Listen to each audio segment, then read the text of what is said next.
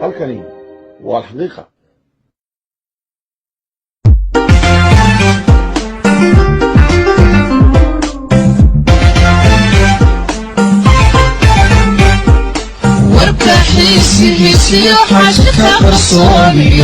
بسم الله الرحمن الرحيم. السلام عليكم ورحمة الله تعالى وبركاته. halkani waa alxaqiiqa. faalada barnaamijkeenu maanta macaawo waxa weeyaan niman shir jiraayad qaban doona wiigan sida aan xogta ku hayo kuwaasoo odhan doona waxaan iska casilay dowladda Somaliland iyo xisbiga kulmiye isku deegaanna waanu habar jaraana arrin noocaasa oo xirsi hore hadda ka horna uu sameeyay dowladda Shiiraanyo oo waxba u noqon weyday ayuu haddana soo wadaa qaar waraabo taaga oo laga shiray oo la isleeyahay ku dhaawaca ama wax ku yeela ciidamada madaniga ah iyo habar jeclada wadani la marsiin kara laayahay ee shirarka loo qabanayo ee si walba la yiri ma garanaysa loo taaglay ee fahansan xisbigan wadani wuxuu yahay arrintaas dadka ugu digaya aan bilaabe ma markii ugu horeysay kaartadan inuu soo marto hore u dhacday in xirsi Ali Xaaji Xasan oo Axmed Shiiraanyo uu gacanta u geliyay xilkii ugu sareeyay inuu hogaaminayay isagoo la dooran dowladii hore ee Somaliland ee ninkii ruucadaadiga ahaa ee la doortay oo madaxweynaha ka ahaa kaasoo wixii uu sameeyay iyo buuggii uu ka daba qoray aflagaadada ahaa aynu ogeynay sidii uu galay waxaas waxay u dhacayeen waxay ahayd sida aynu ku hayno xogta ama muuqaalada isagoo laga duubay ee walaweynta nimanka siyaasiyiinta ah ee walaweyn iyo isagoo ay ku marxaatiga isku furayaan in uu ninkaasi doonayo dalka dhan Somaliland inuu afduubo oo walaweyntii tarsan iyo goodax iyo uu kula shiray hoos loo shiray sharcigiina furay ay sheegeen inay wax badan midnimada Soomaaliya ku heshiiyeen oo waliba ku raadeen muddo 10 sano ay arinta ku mudeen labada dhinac isaguna uu yiri 3 sano ku keenaya arintii nooca ahayd waxa uu arkay in musarraxa madaxweynaha ee Musabbixi oo xisbiga gudoomiye ka ahaa aanu arinta marsiin karin meel adag iska taagayo oo aanu nin lagu shaqeysan karo oo ujeedooyinka qarsoon iyo dhagaraha waddanka loo maleeyay khiyaamada ah ee dalka loola badhirayo inaanu marsiin karin oo arkay iskuna dayay qaar kale oo marsan karo oo ku dulmaamay karo inuu sameesto wala suura gal weeyday markuu ogaaday inuu Musabbixi musarrax yahayna waa arinta sameeyay waxay ogeyn in isagoo dowladda ku jira oo prime minister aan la doorana inuu doorashadii hore ururada ee 12kii ururo uu leeyahay isagoo xisbi xaakimka jooga uu sameystay xirsi taasoo ay ujeedadiisu ahayd inuu yeesho platform u gaar ah ama xisbi u gaar ah oo la soo baxo dowladii oo joogta iyo xisbigeedii maxaafadka jooga waa arrin dhacday oo nin walba garanayo cirahana ka mid ah ku soo saaray ee uu la soo baxay uu kula dagaalamayay Maxamed Cabdi Gaboose oo markaa reerka ku dhashay aqlabiyadiisu ay wateen taariikhda dib baan idinku celinayaa maanta la wado ayaana u egtahay maanta waxaan uga digayaa dadka ay ku socoto fariintan oo ah in la khalkhal geliyo beesha habar jeclo oo 4 nin oo xirsi soo diray iyo xirsi iyo ummad kale oo isku xidhan yihiin Somaliland baahayn oo ka soo horjeeda ay heriyada dul dhigteen rarka oo ay doonayaan inay sida ay ugu jiheeyaan ama ay doonayaan ay ka dhigaan waxaynu arkaynay niman in badan aan ka hadli jiray oo hogaamiye dhaqameeda oo oran jiray dhex baan xisbi manihin oo doorashada isu kay saaray oo dastuurkeena bedeliyay inay maalmahanba cadaysteen wixii aan ku sheegay lahaayeen goboladan marinay deegaanada oo ololan ku jirna waxaan idin sheegay inay burcad doonayeen shir inay ku qabtaan oo yiraahdaan haddaan reerkaan nahay iyagoo mag reerka sheeganaya maxay kooxdii cadda gudan la soo ballamay yiraahdaan kooxdaasaan walaahayaan siinayna si dadka aanu midayno halka ay kaartada yare aan boqolka goor ka hadlay ay soodi waa arrin jirta way muuqataa horaan idinku sheegay oo idinku celceliyay boqol goor baan ka hadlay wixina aan ka hadlayna way muuqdaan shirka imika ay doonayaan nasraadka ah ee ragga isqajiirsaday ay maamulayaan ee dibadda laga hagayo ee lacagtiisa iyo ajantihiisaba dowlado kale oo Soomaaliland ka soo horjeeda iyo kuwii aynu istilaynay iyo MAU ka soo horjeeda iyo kuwii aynu laascaanood ku dagaalamayna dhammaantood ay dibadda laga keenayaan ay haddii alla ku roon yahay aynu in badan ka hadalay tii uunbaa maanta shirkii ay burca ka wadeen waxay yidhaahdeen suti gaashaan baa joogtay ergaabi aamin caynabay u bedeleen sidaan wax waqti ku hayo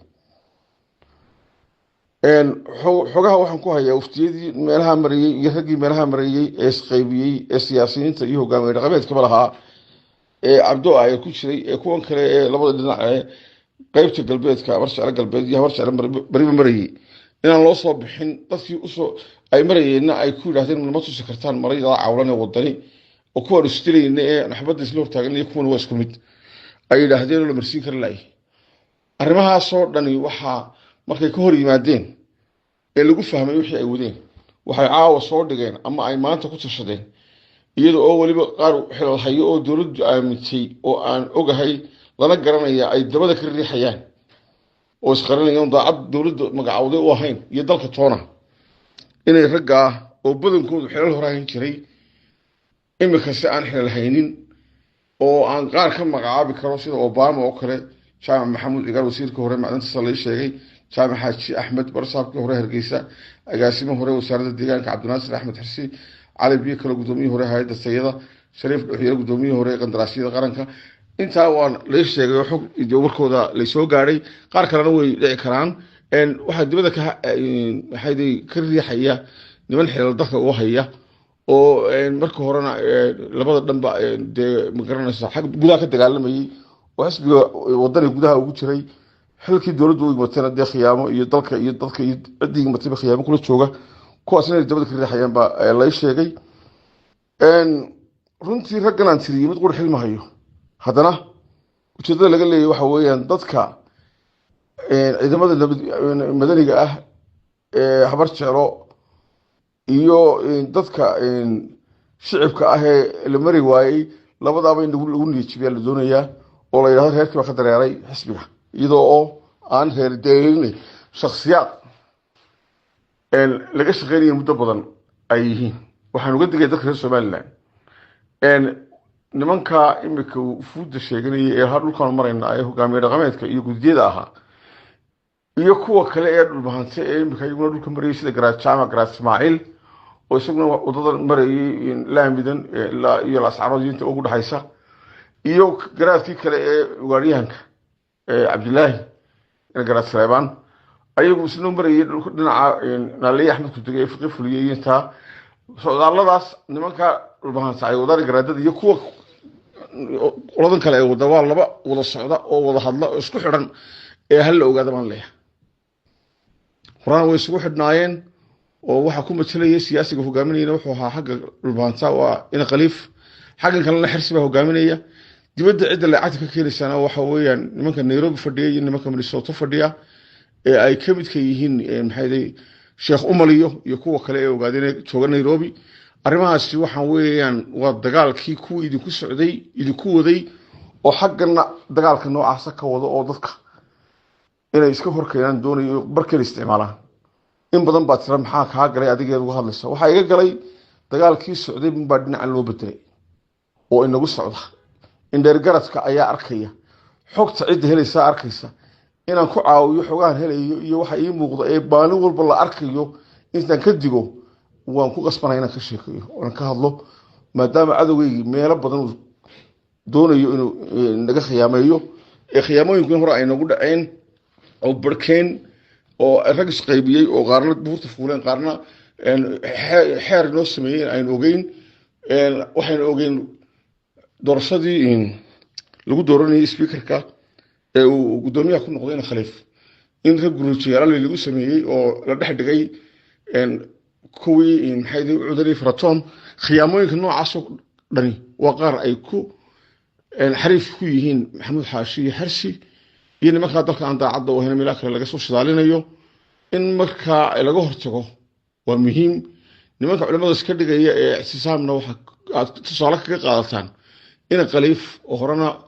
الاتحاد كي تفوتك على ما يوها إمكنا اعتصامها إنه أركينا إنه يري أنت أصلا قرون دارتي سومال لما أمسنين خاين بانها بين بانكو دارتي إنه يري ninka beentaa ku dhaartay iyo khiyaamada noocaas sameeyay inuu maxay leeyahay haddana culimo sheeganayo oo urur diimeed sheeganayo way noo muuqataa kuwa kalena sidaas leeg ayaa ka suura galaysa marka waxaan leeyahay leed khiyaamayn ka digtoonaada shacab iyo dowladba iyo dadka lagu socday magacooda la sheeganayo arrimaha soo socda waa qaar dhici doona oo ka sii digayo war la qabaaxaysan male uun dhaha oo ragaa waraabo taagay maanta xilka aan hayn iyo qaar hayaaba haddii ay sidaas ka suura gasho waa mid dibadda laga keenay gudahana ay u joogaan ragga aan tilmaamay ee xisbiga wadani uun ku aroora ee hore sidoo kale u sameeyey waxay nagaga qaadayaan ma jirtee ogaada uun xarkaha laga garaacayo waxa la idin maleegaya inay mar walba isu tigaashaan ka digi doonto caynaba haddii loo raray shirkii la sheegayo burca laga raray caynaba isu tigaashaan way joogtaa tallaabo wala soo korodhana waa la socodsiin doonaa insha allah biidnillah Somaliland